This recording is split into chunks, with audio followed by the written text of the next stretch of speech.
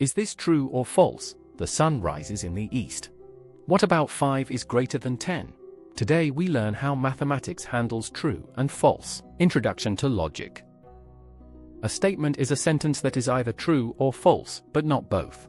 In logic, we also call it a proposition. Let's see some examples. Accra is in Ghana. That's true, so it's a statement. Is it raining? That's a question, not a statement. Questions and commands are never statements. Every statement has a truth value, either true, written T, or false, written F. Think of it like a light switch. It's either on or off, nothing in between. Negation means saying the opposite. If P is a statement, its negation is written as not P, using this tilde symbol. Negation flips the truth value. Here is the truth table for negation. When P is true, not P is false. When P is false, not P is true. Negation always gives the opposite truth value.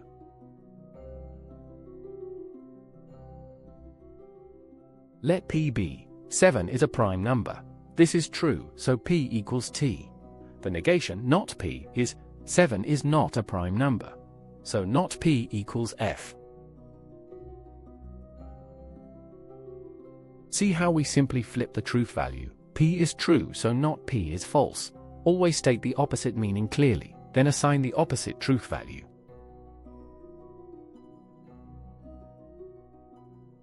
Let Q be all even numbers are divisible by 3. This is false. The negation, not Q, is not all even numbers are divisible by 3, so not Q is true. Many students write the negation of all as none. That's wrong. The negation of all birds fly is not all birds fly. Not, no birds fly. Be careful in exams. Remember, a statement is true or false. Negation flips the switch. T becomes F, F becomes T. Exam tip, always check. Is your sentence actually a statement before finding its truth value? Subscribe to Ovasaabi for more lessons just like this one. Visit ovasaabi.com for notes, exercises, and past paper solutions. See you next time.